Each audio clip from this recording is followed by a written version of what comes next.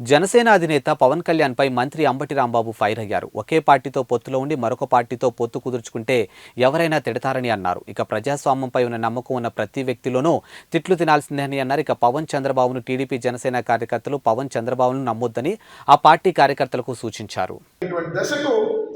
మరి పవన్ కళ్యాణ్ గారు రావడం చాలా దురదృష్టకరమని మనం చేస్తున్నాం. అంతేకాదు నేను జాతీయ నాయకులతో చాలా తిట్లు తిన్నాను. జాతీయ నాయకులు నువ్వేమో బీజేపీతో పొత్తులో ఉంటావు, చంద్రబాబుతో మాట్లాడతావు, చంద్రబాబు జైల్లో ఉంటేనేమో జైల్లోకి వెళ్ళి పలకరిస్తావు, పలకరించి బయటకు వచ్చి నేను చంద్రబాబు కలిసే పోటీ చేస్తున్నావు అని అంటావు. ఒక పొత్తులో ఉంది, ఆ పొత్తులో ఉన్న పార్టీకి సమాచారం లేకోకుండా మరో పార్టీతో పొత్తులో మీరు వెళుతున్నప్పుడు ఖచ్చితంగా ఏ రాజకీయ పక్షమైనా, నైతిక విలువలు కలిగిన ఏ రాజకీయ పక్షమైనా, నైతిక విలువలు కలిగిన ఏ రాజకీయ నాయకుడైనా నువ్వు చేస్తున్నది తప్పు అని చివాట్లు పెడతారు. వాళ్ళు పెట్టేదేంటి, దారే వాళ్ళు చివాట్లు పెడతారు. ఏమైనా నీ బుద్ధిలో బుద్ధి లేదా?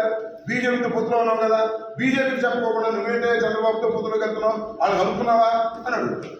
అందువల్ల అనేక చివాట్లు నువ్వు తిన్నా రాబోయే కాలంలో మరిన్ని చివాట్లు తినేటటువంటి పరిస్థితి కూడా ఏర్పడుతుందనే విషయాన్ని దయచేసి పవన్ కళ్యాణ్ గారు గమనించాలని ఈ సందర్భంగా నేను మనవి చేస్తున్నా. సరే, పవన్ కళ్యాణ్ గారికి ఇంతవరకు పొత్తు అన్నారు, కానీ ఆ పొత్తు ఎక్కడ పొడిచిందో అర్థం కావట్లా, ఎన్ని సీట్లు ఇస్తారో అర్థం కావట్లా, ఈయన ఎన్ని పోటీ చేస్తాడో ఈయనకి అర్థం కావట్లా.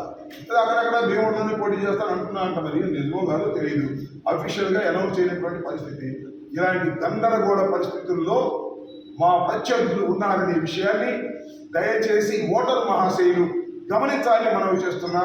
వాళ్ళు గందరగోళంలో ఉన్నారు, వాళ్ళు ఎన్ని సీట్లు తేల్చుకోలేని పరిస్థితిలో ఉన్నారు, ఎవరెక్కడ పోటీ చేయాలో కూడా తెలియనటువంటి పరిస్థితిలో ఉన్నారు.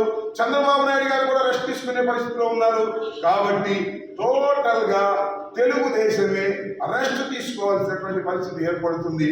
దానితో పాటు పవన్ కళ్యాణ్ గారు కూడా రెస్ట్ తీసుకునే పరిస్థితికి వచ్చిందని ఈ సందర్భంగా నేను చెప్పదలుచుకున్నాను.